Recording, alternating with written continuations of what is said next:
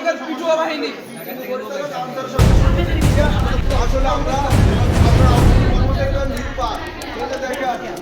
এটি কোন ধরনের কথাবার্তা কি আনসার হাসপাতালকে বাইরে আসি কথা বলি সমস্যা কি আর অনুমতি দিলে তো যাবে কথা বলে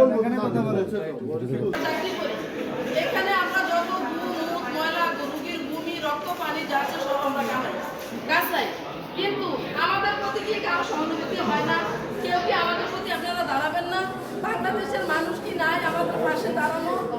আমাদের পেটে ভাত নাই, আমরা পাগলের মতো রাস্তায় ঘুরতে বেড়াতে ইচ্ছে করতেছে যেন নিজে আত্মহত্যা করি, সংসার চালাইতে পারি না, ছেলে মেয়ে লেখাপড়ার টাকা চালাইতে পারি না। কিন্তু আমাদের উপর এত নির্যাতন কেন? আমরা কি অপরাধ করছি? আমরা কি অন্যায় করছি যে আমাদের উপর এত অত্যাচার? আমাদেরকে মানুষ বলে গণ্য করা হয় না। একটা কুকুর বিড়ালের যতটুকু দাম, আমাদের আউটসোর্সিং প্রথার ততটুকু দাম নাই, কিন্তু আমরা আউটসোর্সিং প্রথা থাকতে চাই না। যদি রাখতে চান আমাদের সরকারি আন্ডারে, সরকারিভাবে আমাদেরকে বেতন দিবেন, আমাদেরকে সবকিছু সরকারি আন্ডারে করবেন। আর না হয় আমরা বকেয়া বেতন যা পাই সবকিছু বেতন আমাদেরকে পরিশোধ করে দিয়া এরপর আমাদেরকে বিদায় করে দেন, সমস্যা নেই।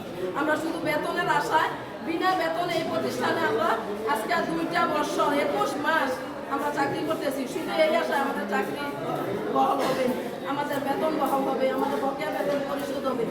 আমাদের পরিচালক মহোদয় সাহেব এখানে আমাদেরকে অনেকবার কথা দিয়েছে যে আমি দেখতেছি, তোমাদের এটা দেখতেছি, আমরা দেখতেছি, কিন্তু আজকে আমাদের ঢাকা থেকে লোক আসার কথা, আমাদের পাশে যে দাঁড়াইছে উনি আসার কথা, উনি আসছে, কিন্তু আমাদের পরিচালক স্যার এখানে নাই, মানে 3 তলায় নাই। আমরা কি করব? আমরা এই সারা বাংলাদেশের মানুষের কাছে আমাদের একটাই দাবি, আপনারা আমাদেরকে হয় গুলি করে মেরে ফেলেন, না হয় ট্রান্সফার করে মেরে ফেলেন, না হয় আমাদের পেটে ভাত দেন, না হয় আমাদের ওষুধ খরচ, আমাদের বাসা ভাড়া খরচ সব কিছু দেন। আমরা কোনো লাঠি চটা নিয়ে আসি নাই, দাউকাছি নিয়ে আসি নাই, স্যানবটি নিয়ে আসি নাই যে আমরা এখানে সন্ত্রাসী করবো।